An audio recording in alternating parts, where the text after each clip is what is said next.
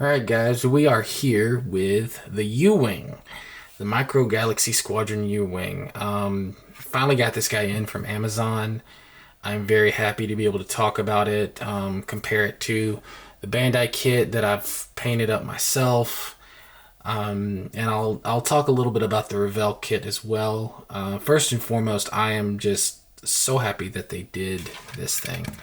That it is just it's really magnificent. It's a nice size. It's 1/80th scale, so it's very close to being in scale with the figures at 1/72. Anybody who wants to do a model of one of these, your options are limited. I mean, there's the Bandai kit, the 144th scale Bandai kit that comes in a 4-pack with the TIE Striker and the 2 Occupier tanks.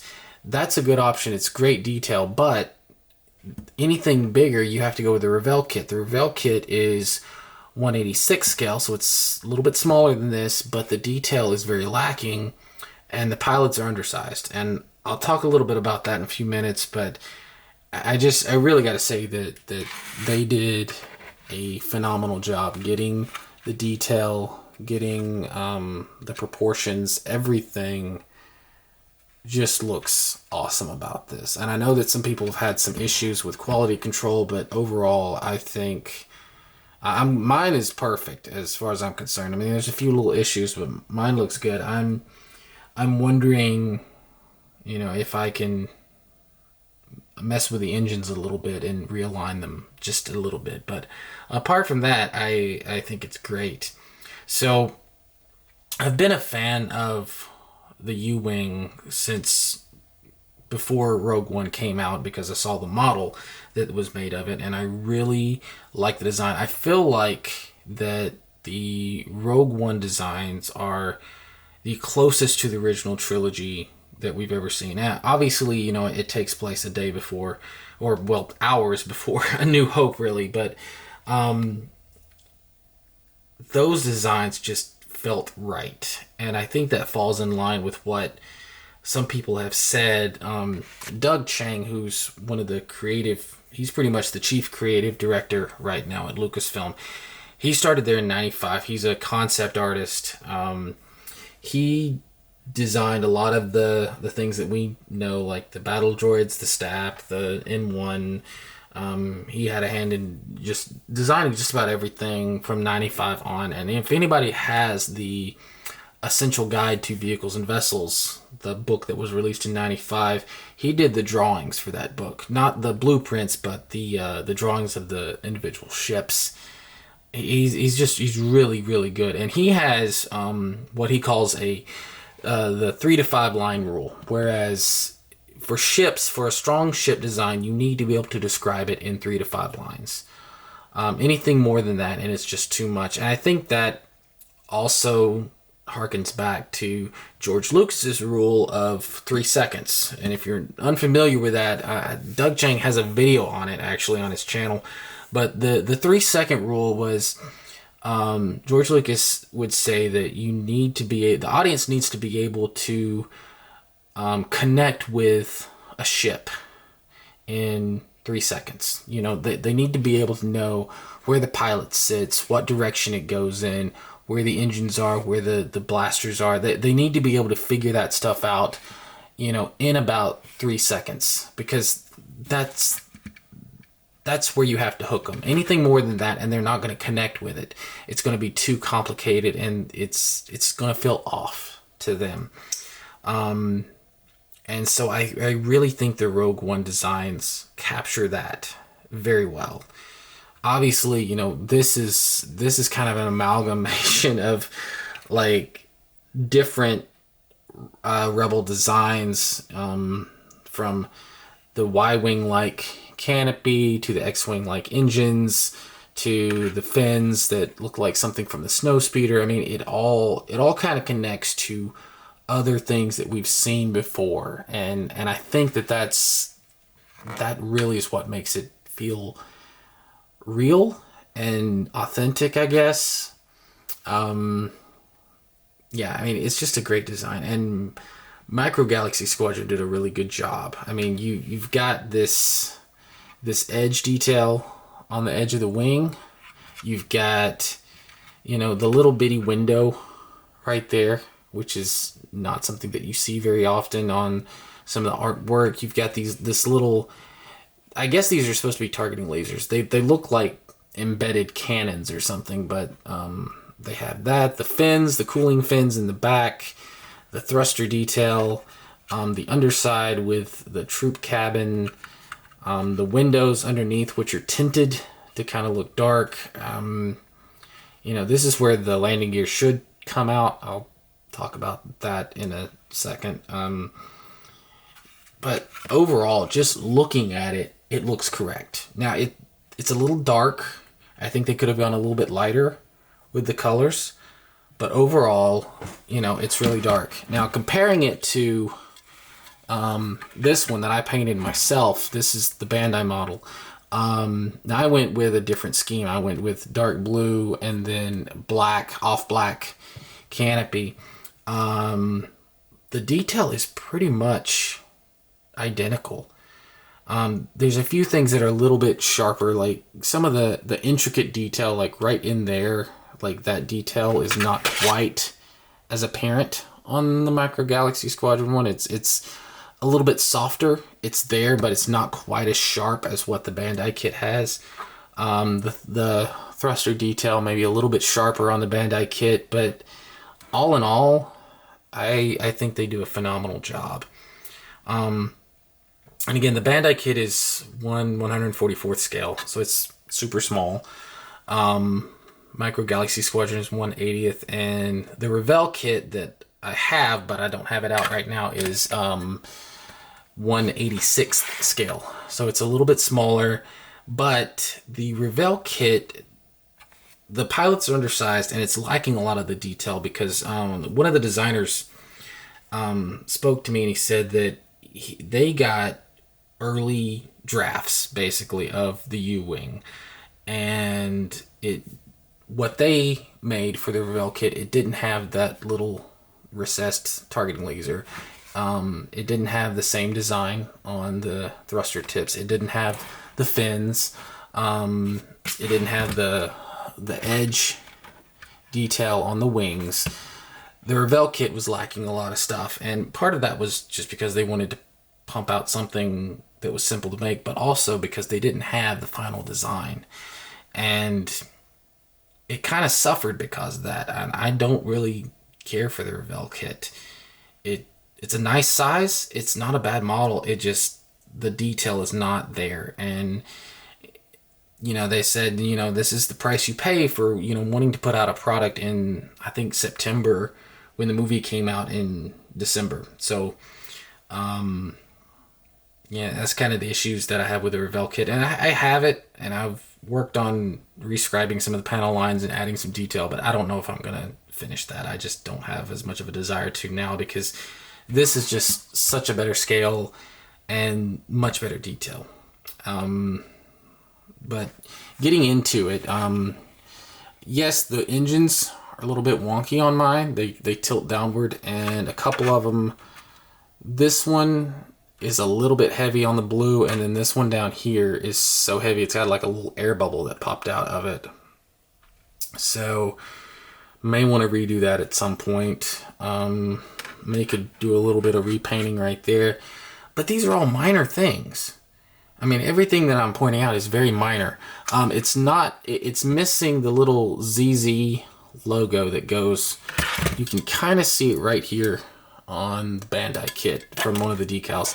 But there's a little ZZ logo that is a homage to the Snowspeeder that has that right behind the canopy right there. It doesn't have that. I would have liked to have seen that at least. I mean, I didn't expect them to put all the little red lines and stuff that were all around the back, but that little ZZ logo was kind of cool. I wish they had that in there. The guns are little kind of flimsy plastic. Some of them come a little bit bent out of the box, but those are pretty easy to reshape, I think, overall. Wash, a little bit heavy right there. You can remove that with isopropyl alcohol if you need to. I may do that. It doesn't really bother me that much. It's not that heavy. It's not as heavy as it was on some of the earlier, like, Series 1 vehicles. But just, that wing alone just absolutely kills me. Because if you think about this, to get that level of detail both on this side and on this side, you would have to have, and you can see a parting line right there. So you know that for this wing, there were 2 molds that came down like that. But then they would have to have side molds that slid in on either side to give you that sidewall detail. And that is a very, very complicated mold. And you would have to have 2 of them, because you'd have to have one for this wing and one for the other wing. And I don't see that is glued on. This is obviously a single cast. Because, I mean, there's the pin marks. There's the ejector pin marks. So this whole thing is one mold. But it's a 4-stage or a 4-piece mold that they did just for this one wing. That's pretty extreme for a toy company. And that just, it really denotes the quality that they're getting to. Now, these technically are windows. On the Bandai kit, they're black as well. They're just black little painted sections or decals. I can't remember. I think those were decals that I used on there. But these should actually be windows. I kind of wish they had done that with a clear piece, but they didn't. Not that big a deal.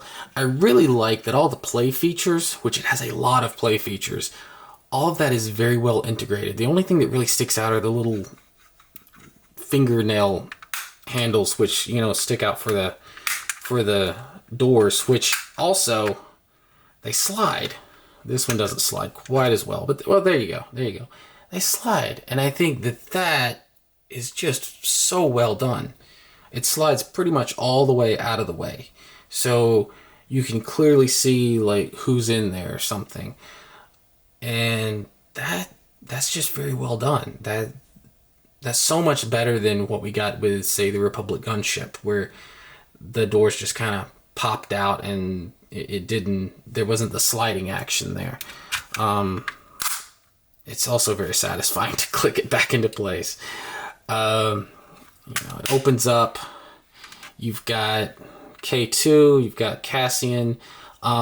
This seat is specifically made for a normal sized figure. This seat is specifically made for K2 because it's got a larger connecting point. This pops out. You've got detail on the inside of that.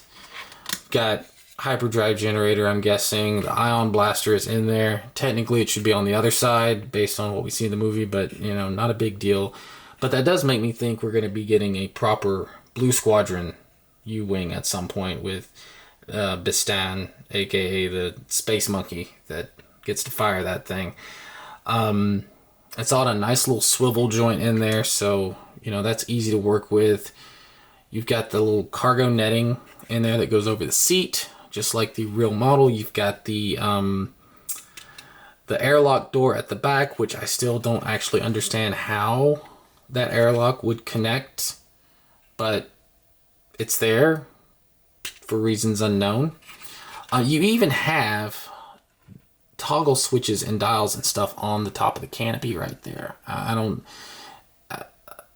wish they painted that, but it's so cool that they have those little switches that are going to be right above the pilot and co-pilot's head.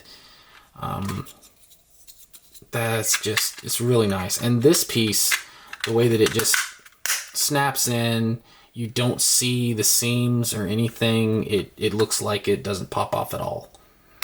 It's just very well made. And of course the wings do open up. They click into place. Kevin Tanner did a video on if your wings are popping off, you just loosen these screws right here. So that's really easy, simple fix if you're having that issue. I usually keep the wings forward. Interestingly enough, that was actually a late stage development, I believe, because they made a physical model of the U-wing for Rogue One, and I think they made it so that the digital artists had something that they could use and base their designs on. And the guy that did the physical model actually had a little plate right in here that actually stuck out, and the wings did not fold out. They couldn't fold out because of that plate that was right there. So I think it was a late stage addition where they thought, yeah, we want to add folding wings. We want to add S-foils to this thing. Landing gear, you know, comes out just fine. I really like the rear landing gear. It looks nice. This, I like this. I really kind of like this landing gear. It looks like it fits well in the front. It looks kind of industrial, and it makes a lot more sense because if you have the Bandai kit, it has an option underneath right here and right there. And obviously I painted these up to look a little bit more beat up, but it has an option to actually put the landing gear right there.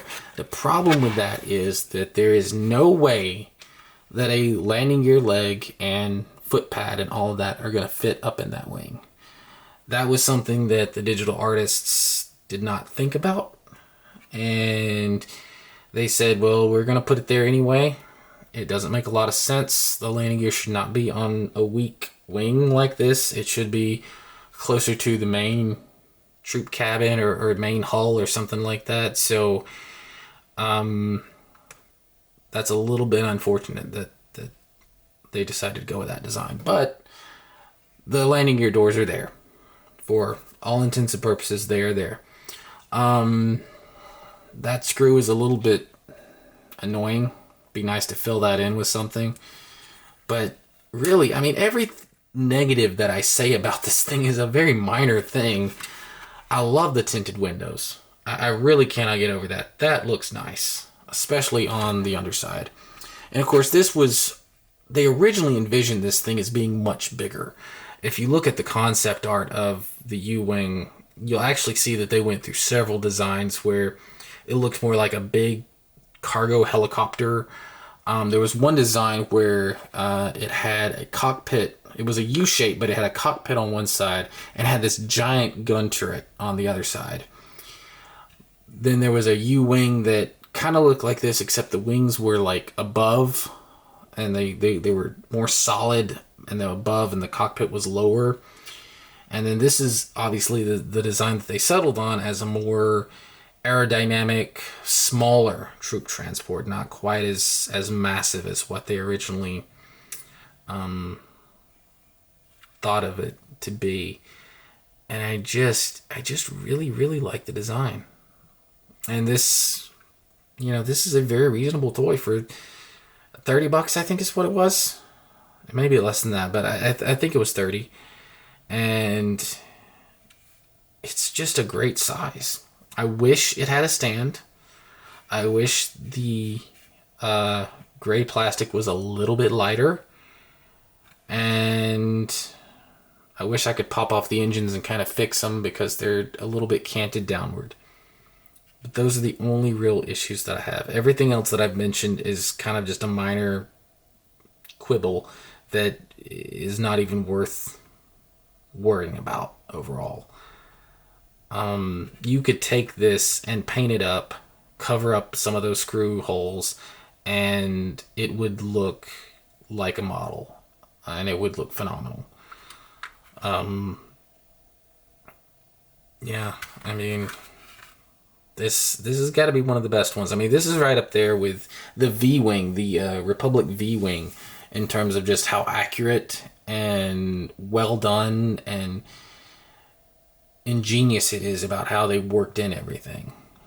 So I thoroughly love it. I'm very pleased with it. I don't know if I'm going to repaint this or not. I have on pre-order, a massive 1/48 scale, which is going to be about twice this size. It's all resin. It's got a full interior. It's going to be massive, and that one I'll probably paint up in this color scheme. So if I took one of these and repainted it, I might do one of Saw Gerrera's Cavern Angels with the black and white stripes, because I think those can look really cool, especially if you do like an off black color. If you kind of go along with like an off black color, like I did the canopy there, and then weathered the white stripes, I think that would look really nice on this. Gosh, am I forgetting anything? I think I covered everything I wanted to. Yeah, I mean, let me know what you guys think. But this has got to be one of the best ships that I think Jazwares has done to date. And I'm excited, obviously, for the Ghost, for the ATT. I'm excited for whatever they do in the future, but this certainly, for me, raises the bar quite a bit. I don't know what we're gonna see next, but that definitely raises the bar a good bit. It's a great design. Anyway, thank you guys for tuning in. Pics are going to be up on Rebel Scale about the same time as the video goes live, so you guys can see some very close-up photos of it. And enjoy the video. Like, subscribe, comment, all that jazz. Thank you so much, guys. Take care.